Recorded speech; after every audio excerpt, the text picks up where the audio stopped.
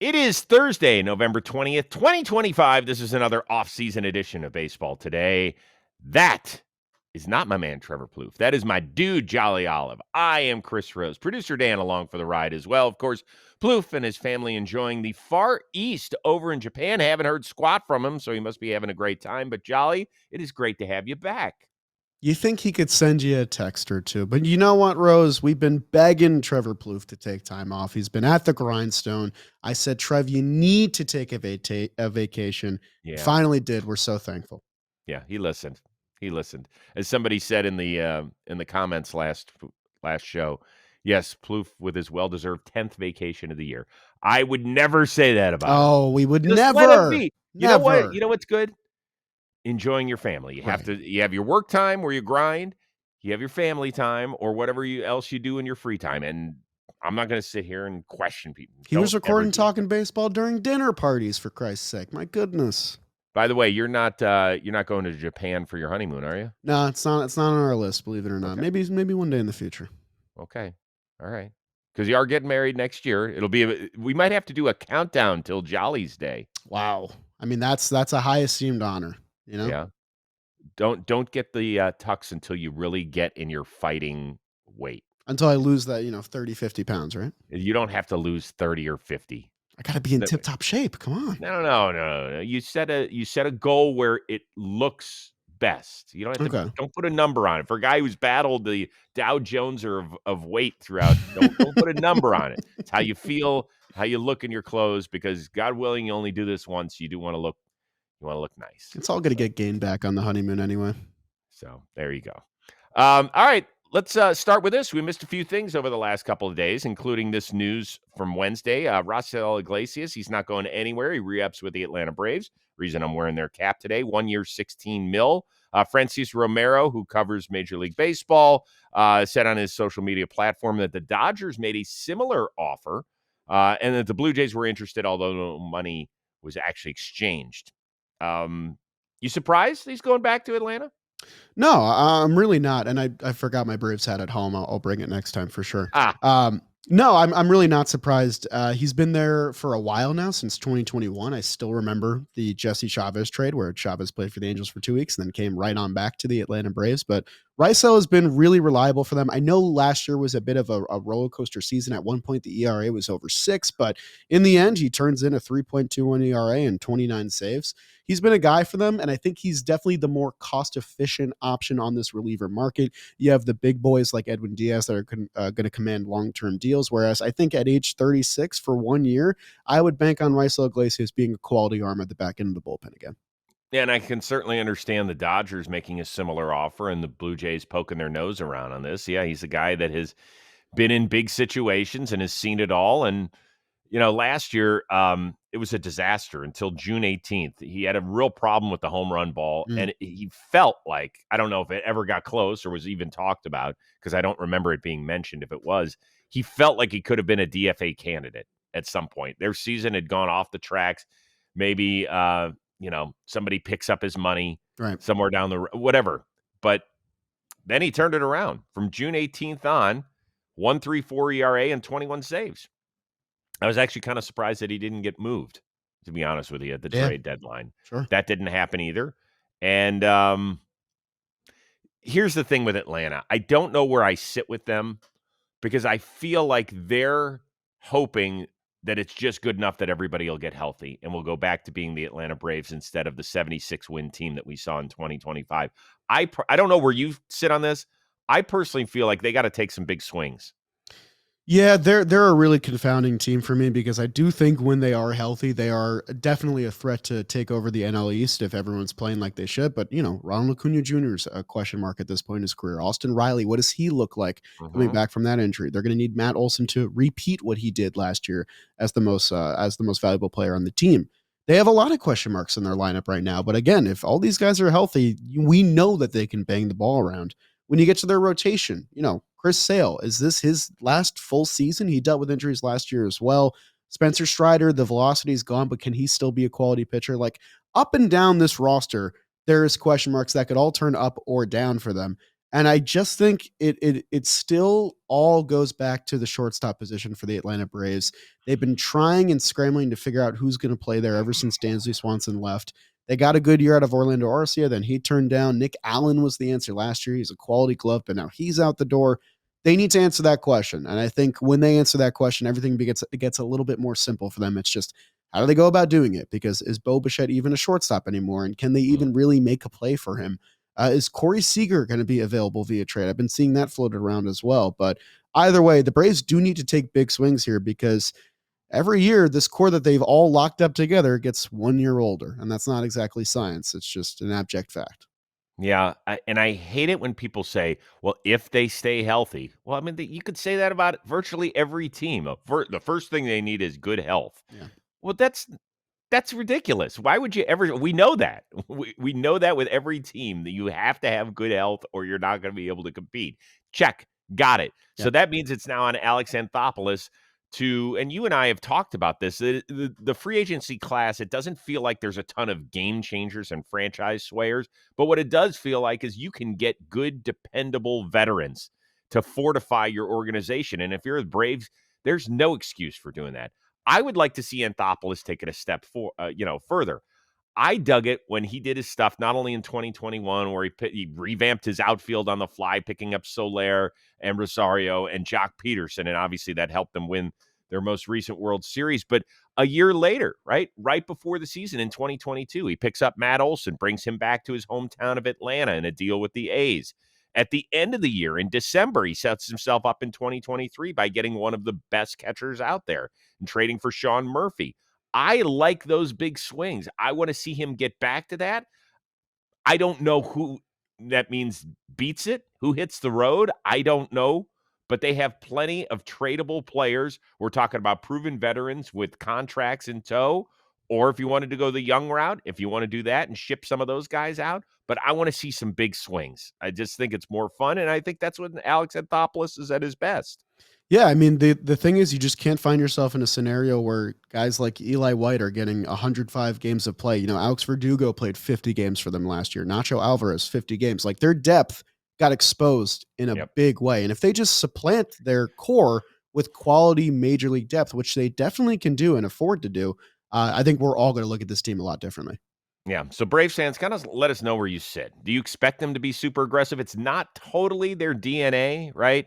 In fact, look at the managerial move this year. They just moved Walt Weiss one seat up from bench coach, where he's been there the last 7 or 8 years, to taking over. And I have no problem with Walt Weiss doing that. I like Walt. I've known him a long time.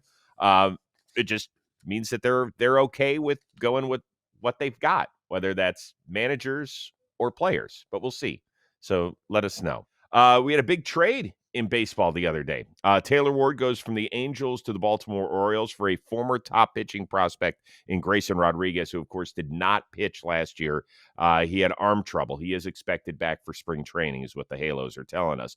Now, does giving up 4 years of control of Rodriguez make sense to get Ward in his walk year? Yeah, so it's been what, a couple days removed from this trade, and Mm-hmm. I'm still having a lot of trouble wrapping my head around it. So let's start out with the abject facts, which are Taylor Ward had a career year last, had career highs in home runs, in RBI, posted an OPS near 800. He had a terrific year for the club. There was, some strikeout issues, 175 punch outs on the year, but this is a quality big league hitter entering a contract year where he's going to have to play it up so he can get that big boy deal in the offseason. For the Orioles team layout, though, I'm struggling to understand the fit a little bit because they paid Tyler O'Neill 3 years and $55 million last year. He's a left fielder, so where does he go now? Are you solo DHing Taylor Ward? If so, that spot's clogged for the year, and you're really going to have to bank on him repeating what he did last year. They have so many controllable young outfielders, and this is essentially taking a spot away from one of those guys. So it kind of feels like this move only makes sense if another move is coming, whether it's a trade of Dylan Beavers or a trade of Kerstad or Cowser. Like one of those guys feels like they kind of have to go out now. And on the other side, for the Angels, I mean, all they've struggled to do is produce pitching for the past, decade at this point. I love this move for them because they're cashing in on a rental. You're ensuring that Joe Adell's going to stay on the team another year by clearing up that spot. And they're taking a gamble on Grayson Rodriguez, who has shown flashes of electric stuff and is still only 26 years old with 4 more years of control. I really like the move for them. I love the move for the Angels. It also gets Joe Adell out of center field and puts him back on a corner. He is not a good center fielder metrically. He is much better in the corners. And if he can at least provide the pop, it's interesting because he's like a one-WAR player even with a 30-plus homer season, Joe Right. Adell. So I do think that some of that will be helped by him moving off of center field. With Rodriguez, now he hasn't thrown a pitch at the major league level since July of 2024. So I don't know what we're getting here. But to me, it's worth it. I mean, you're talking about 4 possible years of control for an organization which is almost seemingly battled like the Colorado Rockies in terms of pitching futility at Right. times over the last decade. And they now have the longest playoff drought working in baseball. Why not? It's fine. Yeah, you're going to miss Taylor Ward's bat. He's been a lifelong Angel. He's a former first-round pick. But this is what you got to do. You got to fire shots into the sky, and I think this is a good one for them. For the Orioles, my question was, does it make sense? It only makes sense if you now have another trade on the table, and you've got to go get a starting pitcher. Now, earlier this week, we did our little who's a guy from each division that's going to get traded. I had Hunter Green going to the Orioles. That's where I had him landing. I know Reds fans got up in arms. I think 90% of them thought I was an idiot. Totally get it. I understand it. That's the sort of play that Mike Elias has to make if they're going to get back into any sort of discussion, whether that's AL East. Let's start with wild card. That's more attainable for them. They're going to have to make some sort of moves. And now you've got other guys that you can give up. I mean, Colton Cowser, that would make sense to me. Yeah, I mean, it's still it's just very confusing to me. I need to see the aftermath of it. I He's done trades like that before. Like he got Corbin Burns on, I think, what was a pretty win-win deal. The Brewers got a quality shortstop in DL Hall, and the Orioles got one fantastic year out of Burns. It needs to be that level of trade again. I know that Reds fans don't want Hunter Green traded. I don't want him traded either, but that is the rumor going around right now with how that, ownership group operates. That's the kind of move you can make that can really shake up the way people view you in that division. And I'm looking at their 1 through 6, and I like what I see, but it's still the AL East. Like it's still Yankees, Blue Jays, Red Sox before I even think about the Orioles.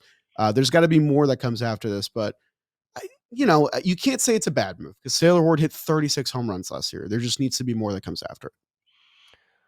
Yeah, you and I agree here is that it's always the move. You can't look at all of these moves in the offseason as isolated incidents. Right. It's got to be part of a puzzle.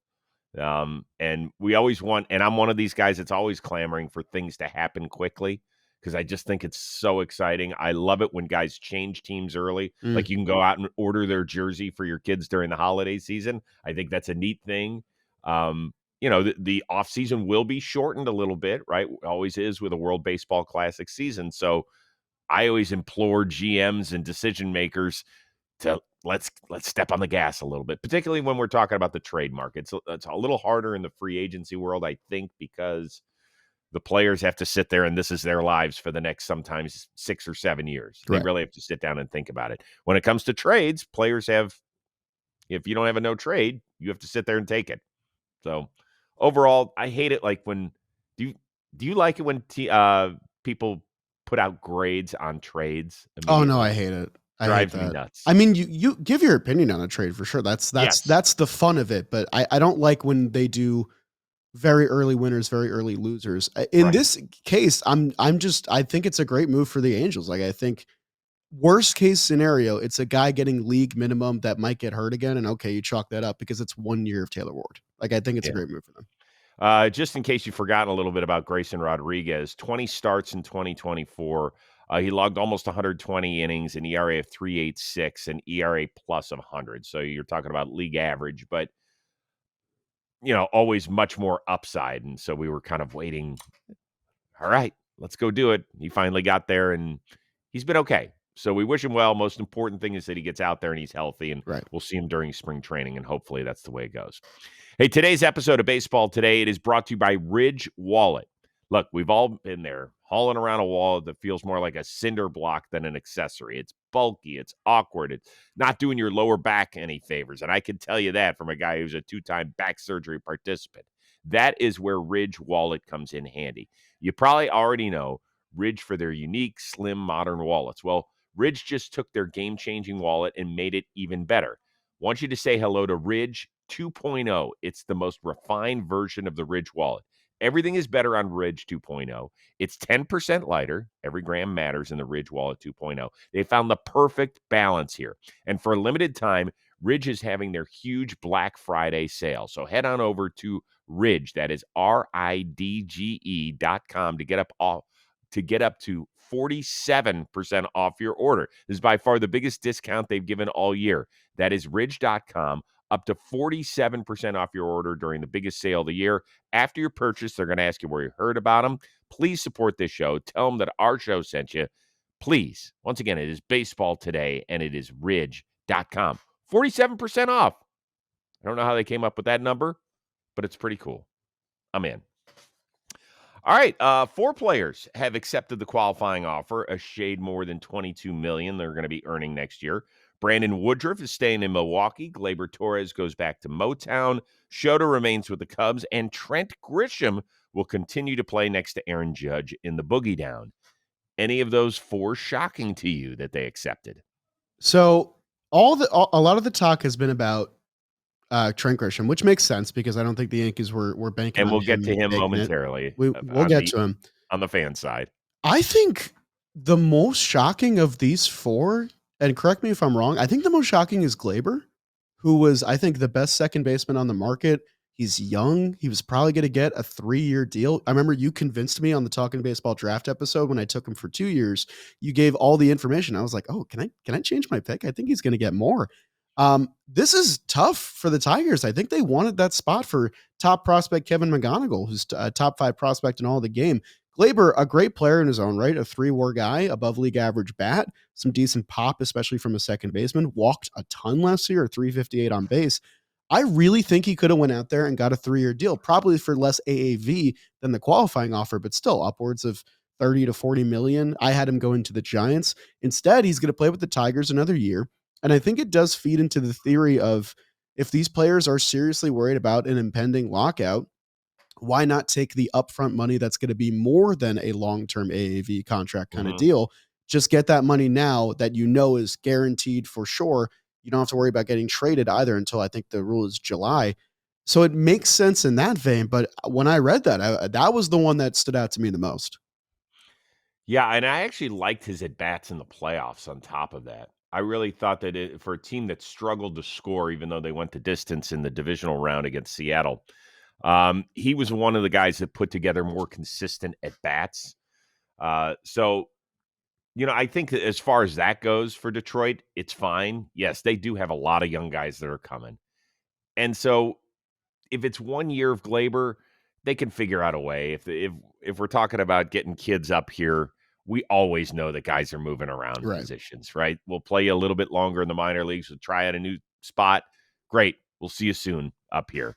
It's not a long-term deal, and I think that the more professional hitters that they have in their lineup, the better. And it's also not obviously the number one priority in the offseason. The number one priority is trying to figure out what's going on with Tarek Skubal. Right. And then we'll get to the rest of the team. So this is fine. At least they know what they're dealing with here. I was surprised that Grisham accepted it. Yeah. I think we really all were was. a little bit for sure. Yeah. I mean, I had him going. I didn't draft him in our free agency draft. I forget who did. Plouffe But I took would him to the Phillies for 3 years, which I liked a lot. Oh, well, I had him 3 years to Texas Okay. because he grew up about an hour from Arlington, and I thought it would have You made love sense. the hometown. You love the hometown. Yeah, I think it's fun. Yeah. I think it's fun. I'll fight that one and keep going. Somebody will stick eventually. So that one surprised me. Woodruff did not. And then we discussed him on our free agency draft show, and you guys, somebody got in my face about it and said, "Are you kidding me?" Like, look, I said, I don't know, man. He didn't finish the year again pitching. He wasn't healthy. So why Yeah. not just go back to a place that you know and you love and they love you? And we'll see where we are with a work stoppage a year from now. And hopefully you have a good year and can sign one more multi-year deal, and we'll call it a day Yeah. for him. The Shota thing is interesting, right? Because originally he became a free agent because they did not option his 5th year. So it then allowed him to get out of the last 2 years of his guaranteed deal, which he did. Then he goes on the market and he says, "No, I'll take the 22 mil instead." I wonder, Jolly, if this isn't him saying, "Okay, I'll play here one more year for 22 million. I'm having the same thought. Yep. If there's a work stoppage, I'm going back to Japan and gonna go Yep. pitch, go get some more money, stay in shape, keep doing what I love, and then if y'all figure it out, I'll come back." Yep, you That's what I think. took the words right out of my mouth. That's exactly what I was gonna say. Good or bad, it's 1 year, 22 million, and you know he's gonna have a spot if he decides to go back. He'll be an even bigger star than he was before. Makes perfect sense. It wouldn't be the end of him in MLB either. Like you said, he can come back after and probably get decent value again because he'll have that same kind of mysterious hype that a lot of Japanese pitchers get. Um, yeah, I think it's a good ending for both sides. The Cubs still needed starting pitching depth. I didn't like the deal for them. I honestly I respected their decision to opt out if they were to spend the money elsewhere. Instead, now they get a starting pitcher on a 1 year deal who has tremendous upside, and we know that he pitches well in the early months at Wrigley. So I think it's solid for the Cubs. They still need to do more, but I like it for Shota as well.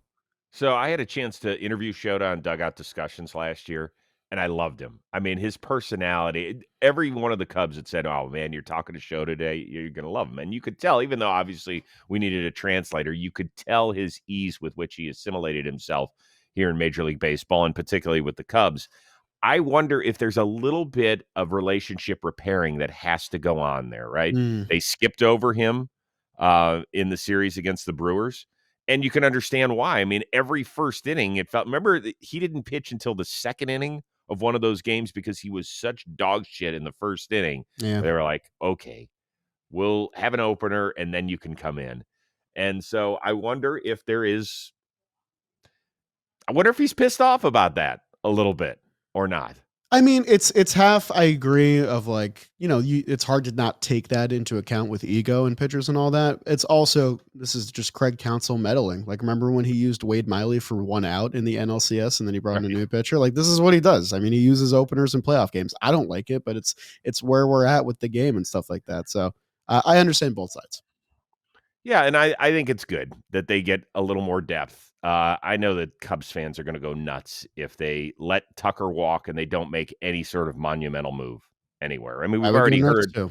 we've already heard that they're probably not going to add much to the bullpen, although they're losing a bunch of guys, uh, all productive veterans that could end up walking. I still want to see it before I believe it, but yeah, this ownership group is they owe it to this fan base to not stop where they are, and Don't get me started. Don't get me started on the Cubs front office. Okay, I'm gonna get hot. are you? Yeah, they make me very upset. They're a top 5 profitable team because of how little they spend, and I think they like Yes. that a lot. Yeah, That's what I'll say. I would agree. I would agree. All right, so now we're gonna get to the Trent Grisham side of things, right? He ends up staying in the Bronx for 1 year and 22 million, and there are some people out there who feel like, okay, well, the Yankees were playing a game of chicken just to get a compensatory pick, and now they're going to be stuck with a guy who could affect how they do the rest of their spending during this offseason. In fact, here is one caller that lit it up on the Fan. This moron Brian Cashman is an idiot. He bit off more than he could chew. He read the wrong cards. Now he's got to deal with this one-hit wonder, overpaid bum now, Trent Grisham, $22 million, with a couple more $1 million, with a Dr. Cody Bellinger. Now we got to hear Hal Steinbrenner counting his damn pennies. Oh. So you know what? I enjoyed that so much, and it was so soothing to my ears. I changed that to my ringtone whenever Dan Rourke calls me. So but just so everybody knows, that was He's gonna not Dan chime in Rourke. if you're not careful. Yeah, he's going He's to, ready. because he's like, I cannot believe that person is speaking for Uh, Yankee fans. So We know that this is just an isolated incident. This is a person does not speak for the entire fan base. But what do you tell people who feel that way? What do I tell people that feel that way? So I think there's two sides of the coin here. There's a side of Yankees fans that are somewhat upset that it feels like Jason Dominguez is probably not going to get an opportunity again, even though Mhm. he did get opportunities last year. The other side of the coin is the question of whether or not the Yankees blow past the Cohen tax. Because if they blow past the Cohen tax, this is a huge win. This is a 4-WAR center fielder who hit 30 home runs that wanted to come back on a 1-year deal that you get to retain, and now you get to pursue Bellinger or Tucker and go guns blazing. If they don't go past the Cohen tax, this is it. And I think every Yankees fan has a lot to be upset about if this is it, because this is a team that was a division series exit in pretty, demoralizing fashion that would get worse outright if they don't bring back Cody Bellinger, who is the second best player on the team.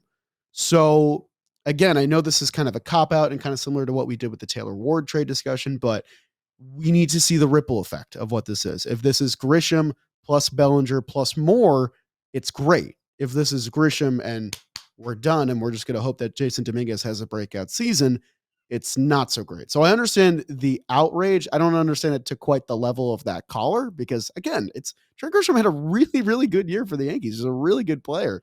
It's just, I think it shocked everyone when he took it. And I think you're seeing the effects of that.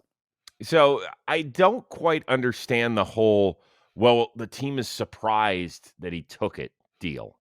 Sure. You really want to play that game? That's how you're going to run your organization. I saw somebody else mention on Twitter about the Cubs being surprised that Shota took it. Well, you can't offer it and then be shocked to shit when somebody says, "Yeah, I'll take $22 million for next year with the possibility of a work stoppage, not knowing the future." Yeah, I'll do that. Yeah. Like, why in the world would you run your organization? So I don't think that Brian Cashman is that big a moron as being portrayed by that one caller on the Fan. I just don't think that that's it. Could it be a little bit of a miscalculation? Do you want to be paying him? I don't know. I don't know what would stop the Yankees from spending and going over that tax. I just don't. I mean, you know what you're paying Garrett Cole. You know what you're paying Aaron Judge. You know what you're paying Carlos Rodon. You know what you're paying Max Fried, and you know where your shortcomings are. All right. You just do. And by the way, you're going to have to fortify a little bit more of your bullpen too, with the possible loss of Devin Williams. So you have to go out and play the game. I mean, let's go. I think that boundary comes in by the fact that that's just what Hal Steinbrenner has said has been his kind of what's the word, limit, I guess, in the past. They've referenced the Cohen tax a lot in terms of like what fans can expect for them for offseason spending. But again, it's not set in stone. So are we then to assume that when Brian Cashman is ready to offer the qualifying offer, that he doesn't go to the Steinbrenner family and say, "Hey, listen, there's a possibility he's going to take this, and this is exactly where we're going to be. Are you comfortable with this? Will it prevent me from going out and adding?" Like, are we saying that discussion didn't happen? I'm not saying that discussion didn't happen. What I will say is that this is the most players I've ever seen take the qualifying offer. Last year, Nick Martinez was the only player that took it. And I do think there is credible theory to GMs thinking this guy's not going to take it. We can cash in a pick. And, again, especially with a guy like Trent Grisham, who very clearly had a standout career year that I do think is repeatable. I'm not saying it's not, but I think that is some of the logic that goes into that decision. But I do think there's no way a conversation didn't occur. It's just now we need to see the Yankees heavily pursue one of these top tier free agents. Otherwise, you get your answer right there. Okay, so let's play this game. Sure. Does Cody Bellinger return? I think they should heavily pursue him. They're still my pick to bring back Bellinger. Yeah. And by the way, he's better as a corner guy than he is. Well, he's left field. He's not going to play right field. He's better as a left fielder than he is as a center fielder. Trent Grisham isn't great as a center fielder, but he's adequate enough, and particularly when you're hitting 30-plus homers, if he can continue that, right? Yankees also still need a first baseman. So they do. Do you think the Martian gets traded? I think that ship has sailed. I think they should have cashed that chip in a while ago. I think you would be selling way low on his value at this point. You don't think that you could get a dependable bullpen arm for him? I'm not talking about top notch. I'm talking about a guy that can be I You mean, don't think so? I think Tommy John really sapped him of his power. It's very clear that he's struggling to play a corner outfield position. I think that they tipped their hand a little bit with the amount of playing time he got this year.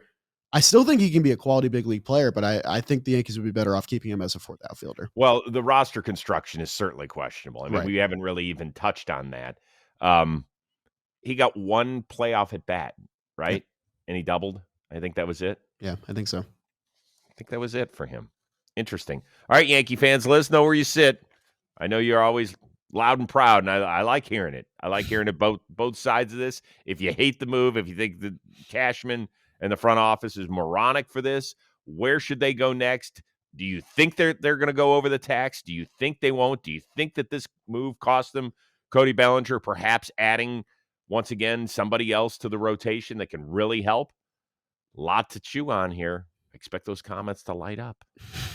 All right, today's episode sponsored by Best Western Hotels and Resorts. Life's a trip, so why not make the most of it? With over 4,000 hotels worldwide, Best Western is there for every detour, destination, unexpected twist and turn along the way. So whether you're hitting the road, traveling for work, or chasing the next big game, there's a room waiting for you. But a great stay, it's not just about rest, it's about what comes next. A great stay doesn't just help you recharge. It sets the tone for the early wake up, the late night arrival, or the last minute change of plans. You know, Best Western gets it. Traveling isn't one size fits all. It's for the planners like me and the procrastinators like other people I work with, the loyalty point collectors and the hey, I just booked it crowd. So whether you're flying solo, you're with your friends, or your entire roster, Best Western has got you covered. So pack your bag, cue up the playlist, hit the road. Life's a trip. Make the most of it at bestwestern.com. I know my man Jolly has stayed at Best Western when he's been working for us here at John Boy Media. Didn't you do that a few times this year? Yeah, that was a lot of fun. This was the most I traveled in a single year, all thanks to Best Western. All right, cool. Like to hear that. Yeah. All right, one more thing before we get out of here for the weekend. If you build it, or at least get a new TV deal with Netflix, it will come. After a 4-year hiatus, Field of Dreams, it is back. Twins and Phillies will play in mid-August at the Cornfield in Iowa. So we're going to start our TV talk deal with that. How excited are you? For Phillies Twins, I'm not that amped up. I'm not gonna lie. I really What wish about the idea of Field of Dreams being back? Field of Dreams was awesome the first time around. It felt like it lost a lot of steam when they brought it back a second time. I bet you a lot of people even forget that they brought it back a second time. I would have liked them to try out a different kind of, cinematic type themed game, not just reuse what they did before. I think it's cool. It's not a bad thing. I wish they picked a better matchup, though. I don't think anyone really cares about Phillies Twins. There's so many great rivalries you can pick from at baseball right now, and now we get the Trevor Plouffe Bowl instead. So, well done. Do you think Costner's coming back for another run or not? Is he going to greet people on the mound? and you throw him a 5-digit check to come out and throw a first pitch. Sure, why not? It might be more than 5. Just saying. Sure. Look, I love the scenery. It breaks up the monotony of a long season. It gives us something to look forward to. I don't know what the Twins are going to look like, and that could be a real problem. You want stars of stars playing in that game. There might not be stars left. It just Phillies, they're going to have to carry it because that's all that Netflix is going to promote. Yeah. I mean, it's going to be like a Bryce Harper special. It wouldn't surprise me if they actually do something to piggyback off of that. They are great storytellers over at Netflix. Sure, So maybe they do something to kind of fire up the crowd. Yes, the matchup is not great. I still love the pictures. I think it's fun. I think the fact that we haven't had it for a couple of years and then it's going to be on a new home could be interesting. I mean, I think that Fox covers baseball the best out of anyone. Sure. When it comes to gameplay. And so we'll see how it does. I mean, I'm excited. I'd be curious to know if people are that are watching the show. So throw that in the comments, whether you care or you don't care or wherever you sit on that stuff. This is all part of a broader scope of what was announced on Wednesday with a new TV deal for 3 years. Netflix also gets a home run derby and a special opening night game. Other big news in the broadcast deal, Sunday Night Baseball is moving from ESPN, where it has been home since 1990 to NBC Universal. For people that don't know, baseball hasn't been on NBC since 2000. And actually, I'm old enough to remember when NBC and CBS used to alternate games in a series, I believe, is what was happening. Hmm. I think they also did it in the late going World Series. They might have done it on Fox. They were alternate. It was weird what was happening. ESPN is still going to broadcast a bunch of games and also take over MLB.TV, which is big news. We're trying to figure out exactly what that means for the consumer. I'm sure we'll get to it. Your thoughts about the new TV deal? Do you have any? Yeah, you're definitely more of an authority on this because I've just been an MLB TV user for a while at this Right. point. So it's a lot to I guess consume and digest. Mm-hmm. I'm just hoping we don't end up in a spot kind of where football's at right now, where it feels like there's a different primetime game on every streaming platform, and I don't think baseball is conducive to that kind of thing anyway. Right. But I do firsthand view this with the Yankees fans in the office because the Yankees are, I think, the most coveted regular season games that networks try to get. So once a week, Dan Rourke's watching a game on Prime, and then he's got to watch it on Fox, and then it's on Yes, and then it's on a different network and all that. And that's just a day-to-day annoying thing the Yankees fans have to deal with when they're trying to watch their team. I hope that doesn't start to infect the entire league. That's what I'll say. Right.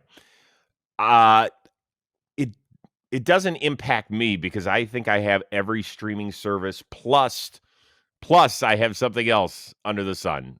And I know people would be like, "You idiot. Why are you paying for that on top of everything else?" Yeah. Which does make sense, but it just works for me, and at the end of the day, that's just one way I choose to budget my money, which is fine, but I also understand that not everybody can nor chooses to. So, how do you make things easier for people? Yeah, this isn't it. It Football is appointment viewing. That is the advantage that sport has. When you miss a game in football, you feel like you have just carved out a week of your life that you can't get back, right? If your team is playing, it's not like, I'll catch them tomorrow. Right. Jolly, you are a huge Mets fan. I am a huge Guardians fan. I watch as much Guardians baseball as I can, but it's not going to prevent me from leading my life. So if I miss Sunday night baseball, I mean, I need to know what's going on, so I'm going to talk about it on Monday's show, but it's okay. Right. If I have to watch the 9-minute cut up clip, I'm okay. I would never do that for football. Yeah, it's a different scope, which is why I don't think we have as much to worry about compared to football fans. It's just still it's frustrating that it can't be centralized in a more convenient way. Like you said, because we come from a point of privilege where, we can expense all these different streaming services and just, okay, it's a click away. It's kind of annoying, but whatever. Right. There are people that can't afford to do that and they want to watch their favorite team. Yes. So I think that part of it is just the fans lose in that instance, which sucks. I do think I'll be curious to see how Netflix does with it. I really do. I think, Yeah. I know it'll be in conjunction with MLB Network is what I was reading, but that doesn't necessarily mean that they're going to use all the same players, right? Netflix has dipped its toe into the football world. They use it, some people from NFL Network, but not a ton. And so it's kind of a hodgepodge of people. And I wonder if that'll be the same philosophy with them moving forward with the baseball world. So, and I always think that fresh voices are important for that stuff too, and new pairings of people as well. Even if you use some from this network and some from that network, I think that can always kind of be a fun little crossover that happens. So let us know what you're thinking. Might not have much impact on your life at all. And certainly as we approach December, it might not at all. But let us know where you sit. So there you go. All right, Jolly, unless there's some huge trade in the next 24 hours, the next time we'll see people is early next week, and you will be back for more. So we appreciate it. All right. Appreciate it. Thanks for having me, Rosie. Absolutely. And one other quick note that shout out to Nike. Baseball all buttoned up for the season, but it's not too late to rep your team, celebrate another season down. So go check out our affiliate link in the description below. Shop for some amazing Nike gear. I keep hearing the holidays are right around the corner. Might help you do a little shopping as well. So for our one-of-a-kind producer, Dan Rourke, that is the uber-talented Jolly Olive. I am Chris Rose. We'll see you next week here on Baseball Today.